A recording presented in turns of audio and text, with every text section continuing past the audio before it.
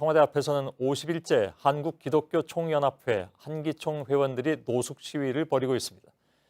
그런데 이 시위가 밤낮으로 계속되다 보니까 인근 주민과 학교가 이 사람들을 강제로 해산해달라는 진정까지 냈습니다. 시끄럽고 위험해서 살기가 어렵다는 것인데 김지성 기자가 현장을 가봤습니다. 태극기와 성조기를 든 사람들이 기도를 합니다. 찬송가도 흘러나옵니다. 한국기독교총연합회 한기총 회원들입니다. 지난 10월 3일 광화문 집회 이후 청와대 앞 노숙 시위에 들어간 지 50일째. 인근 주민들은 소음 때문에 생활이 어렵다고 호소합니다. 정말 이명 증상이 나타나서 이명 때문에 그 치료비를 청구해야 될 정도로 시위와 예배는 밤까지 이어집니다. 밤에 옆에서 계속 왕왕왕왕 그 스피커 소리가 나면 주민들이 그 평온한 저녁을 가질 수 있겠어요? 500m 떨어진 곳에 있는 서울 맹학교. 시각장애 학생들이 다니는 만큼 소리를 이용한 수업이 많습니다. 하지만 시위대의 소음이 워낙 커서 학사 일정을 제대로 진행하기 힘들 정도입니다. 여러 가지 그 소리를 단서로 이용을 해서 보행 수업을 진행하는데 그런 것들이 지금 다 중단되고 소음뿐만 아니라 혹시 모를 불상사 때문에 가까운 거리도 돌아가기 일쑤입니다. 결국 청운효자동 주민과 맹학교 학부모 70여 명은 시위를 강제로라도 제한해달라며 어제 경찰에 진정을 냈습니다. JTBC 김지성입니다. 예, 이렇게 밤낮 없이 이어지는 시위 때문에 지난 50일 동안 무려 185건의 신고가 접수됐습니다. 결국 경찰은 강제로 시위 시간과 장소를 제한하는 방안을 검토 중입니다. 이를 받아들이지 않으면 해산시키는 방법까지 언급되고 있습니다. 이수진 기자입니다.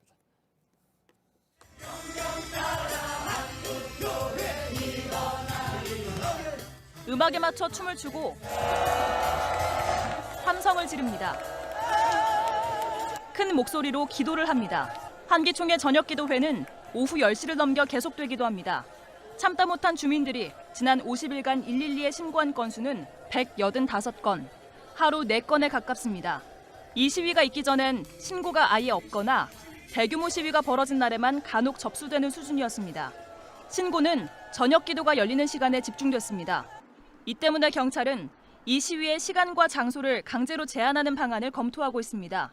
주최 측이 받아들이지 않으면 해산시키는 방법도 고려하고 있습니다. 집회와 시위에 관한 법률에는 사생활의 평온을 해칠 우려가 있는 경우에 한해 금지 또는 제한을 통보할 수 있습니다. 이런 법 조항과 주민과 맹학교에서 제출한 진정서를 근거로 해산시킬 요건은 충족됐다는 게 경찰의 판단입니다. JTBC 이수진입니다. 잘 봤습니다. 다시 청와대 앞으로 중계팀을 옮기겠습니다. 이유가 있습니다.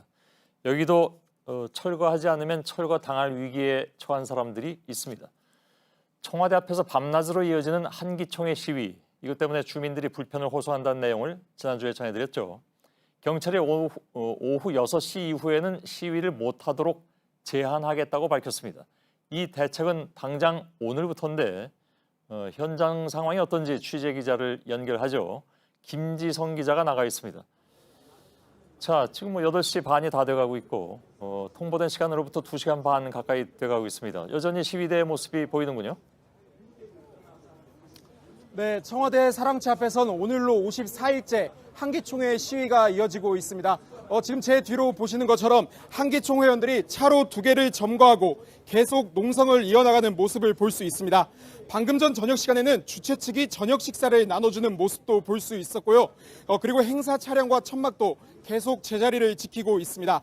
한기총은 지난 10월 3일부터 청와대 앞에서 노숙 시위를 이어나가고 있습니다. 예.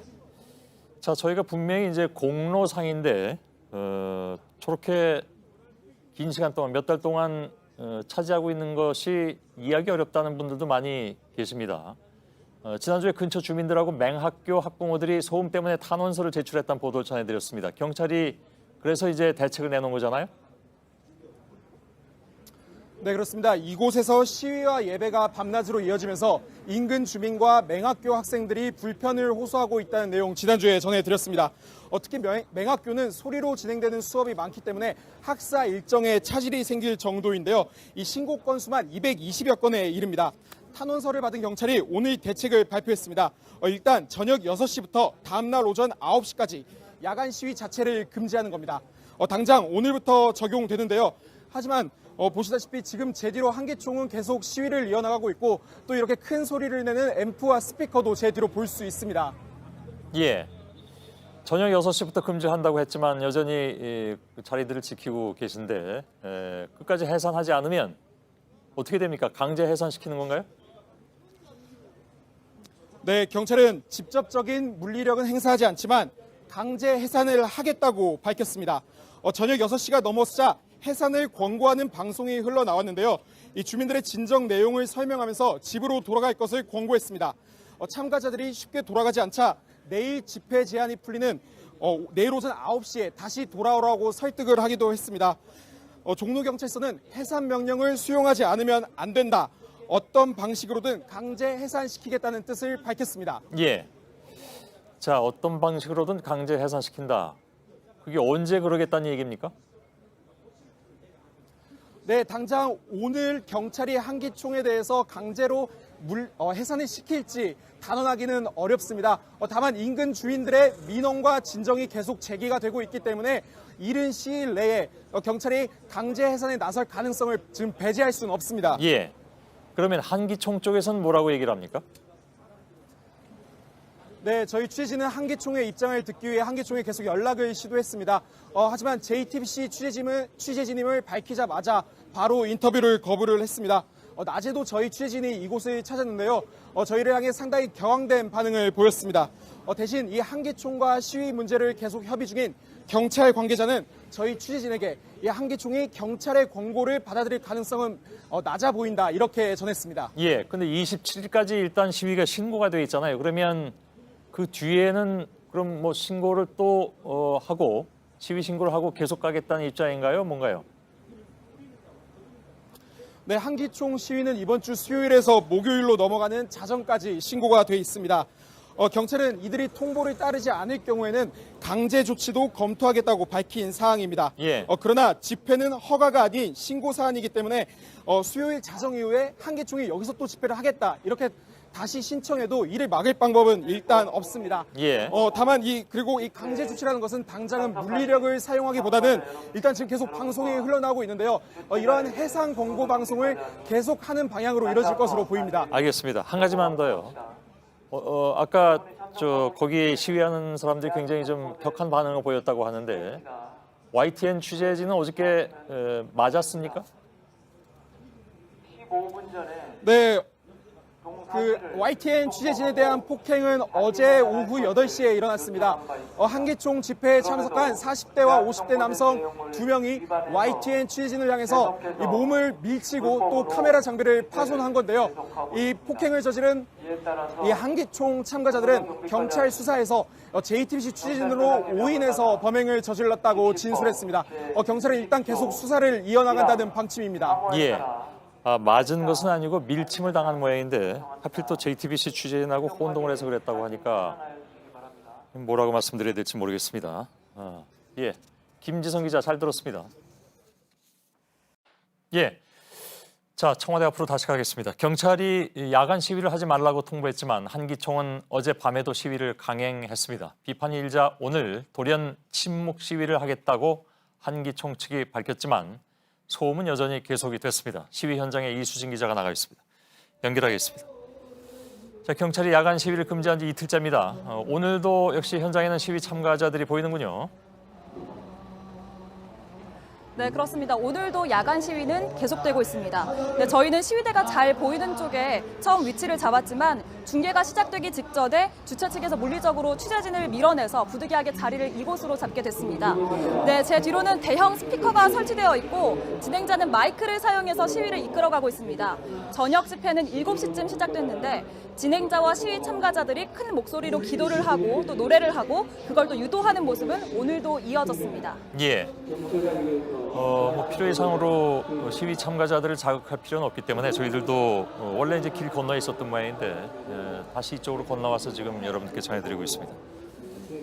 자, 시위 참가자들이 경찰의 야간 시위 금지 통보 이걸 왜 무시하고 있는 겁니까?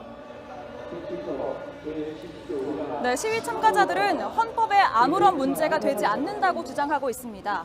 2009년 야간 집회 금지 조항에 대한 헌법재판소의 헌법 불합치 결정을 근거로 든 건데요. 하지만 이 결정은 소음이나 주민 불편이 있는 상황에도 시위를 이어가도 된다는 취지는 아닙니다. 이렇게 법적 근거가 빈약함에도 어제 현장에서는 김문수 전 지사가 경찰을 두려워할 것 없다면서 시위자들을 독려하기도 했습니다. 예. 자, 아무튼 아까 말씀드린 대로 이런 비판이 계속 나오니까 한기총 측이 돌연 침묵 시위를 하겠다고 하지 않았었습니까? 이수진 기자를 비롯해서 취재진이 오늘 한기총 시위 현장을 지켜봤는데 어떤 상황이었습니까? 네, 오늘 오전에 한기총 측이 침묵 집회를 하겠다고 밝혔지만 잘 지켜지는 모습은 아니었습니다. 낮 상황 함께 보시겠습니다. 예. 네, 저는 지금 낮 집회 현장에 나와 있습니다. 현장 곳곳에 이렇게 스피커가 설치되어 있는데요. 평소보다 조용하게 진행되는 수준이라고 하는데 이렇게 소음 측정을 해보면 80데시벨을 훨씬 넘습니다. 저희 취재진이 오전에 간이 측정을 했었는데 평균 80데시벨, 최고 87데시벨을 기록했습니다.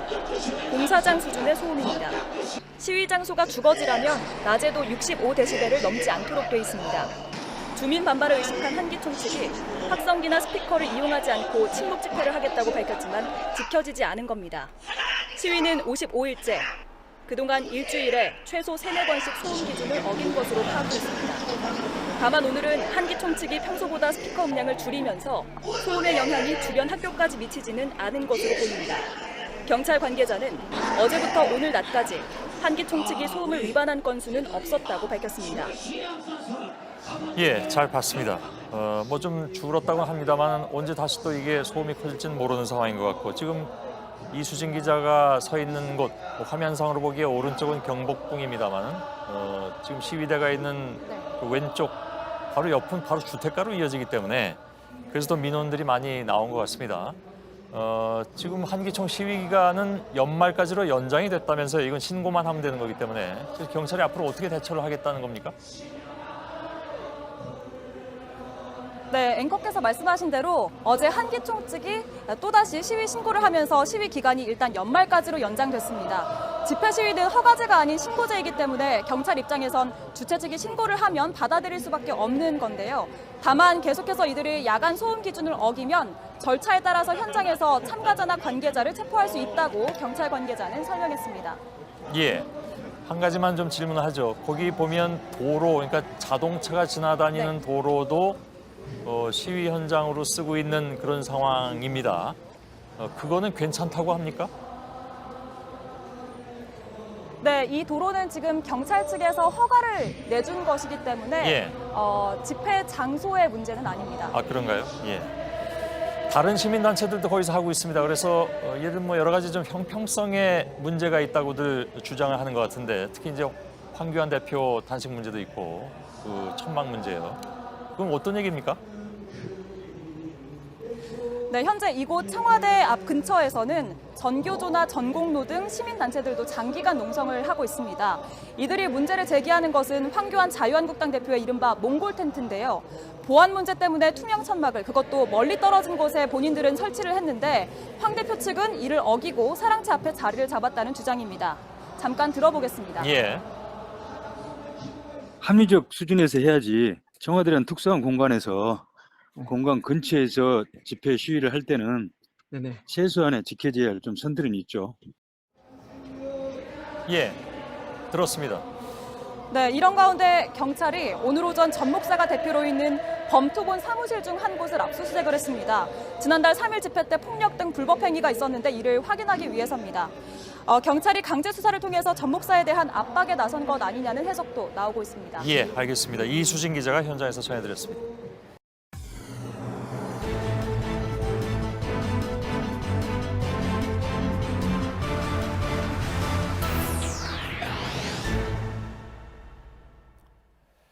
뉴스룸의 앵커 브리핑을 시작하겠습니다.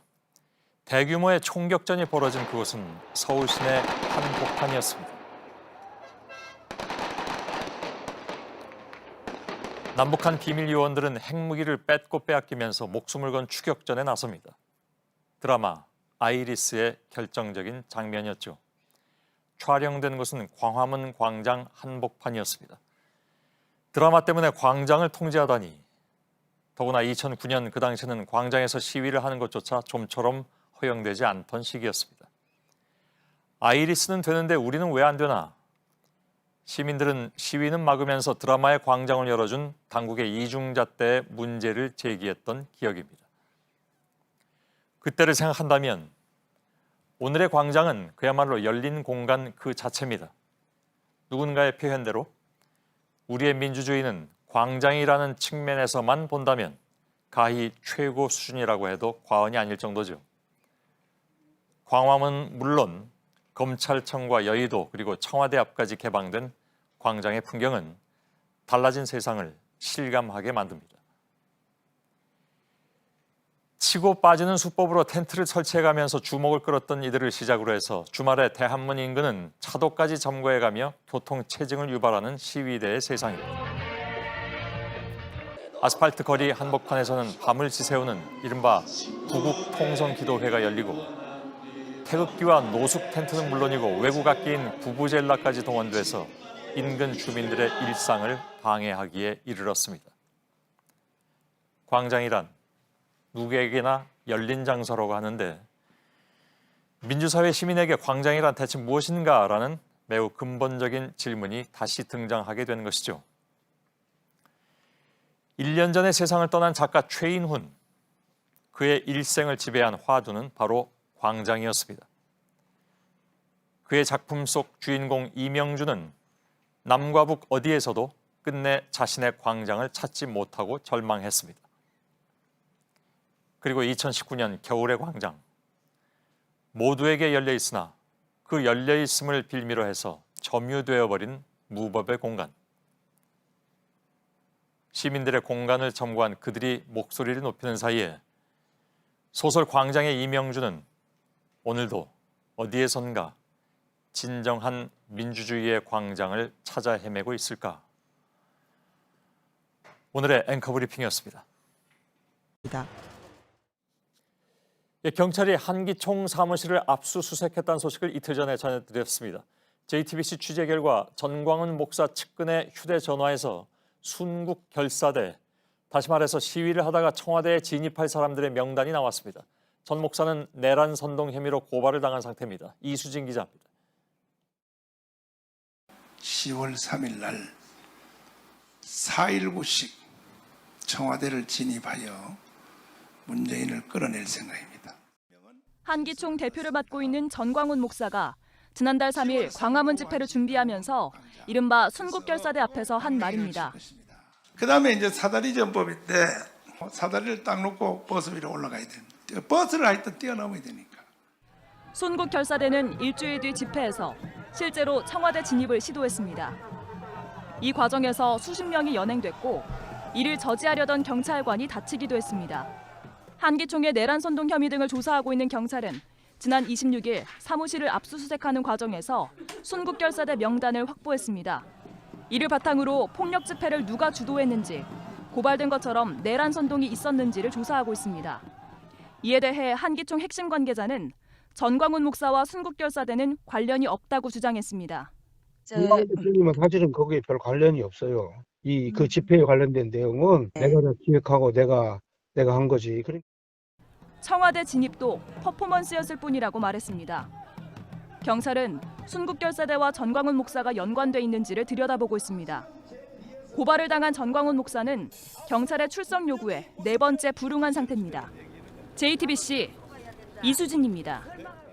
저희가 몇 차례 전해드린 대로 한기총의 시위 현장 주변에는 맹학교가 있습니다. 그런데 학부모들이 시위를 금지해달라는 진정을 경찰에 낸 뒤에 현장에서 위협적인 상황이 벌어지고 있다고 합니다. 경찰이 오늘부터 학교 주변에 경찰관을 배치했습니다. 또 천막을 철거해달라는 주민들의 민원도 이어지고 있습니다. 김지성 기자입니다. 학생들이 지팡이를 짚고 학교를 나옵니다. 교문 앞엔 경찰이 서 있습니다. 이들의 하굣길을 지키기 위해서입니다. 학부모들은 한기총의 시위를 금지해달라는 진정을 낸 뒤 학교 주변에서 불미스러운 일이 많아졌다고 말합니다. 태극기를 좀 들고 다음에도 민원을 또 내면 뭐 가만히 안 있겠다, 뭐 혹시라도 누가 해코지라도 할까 여러 가지로 그 두려운 마음이 들죠. 참다 못한 학부모들은 오늘 국회에서 기자회견을 열고 아이들의 학습권을 위협하는 집회를 금지해달라고 호소했습니다. 청운 효자동 주민들 100여 명도 도로를 무단 점거하고 있는 한기총 천막을 치워달라는 민원을 냈습니다. 이거 여기는 주택가니까 강화문화가 또 달라요. 법도 무시, 맨날 녹지거리예요. 종로구청 관계자는 자진 철거 계고장을 보낼 계획이고 받아들이지 않을 경우 행정 대집행, 즉 강제 철거도 가능하다고 밝혔습니다. 한기총의 야간 시위는 경찰의 제한 통보에도 계속되고 있습니다. 경찰은 주민들의 의견을 충분히 들은 뒤 조만간 강제 조치에 들어가겠다는 입장입니다. JTBC 김지성입니다.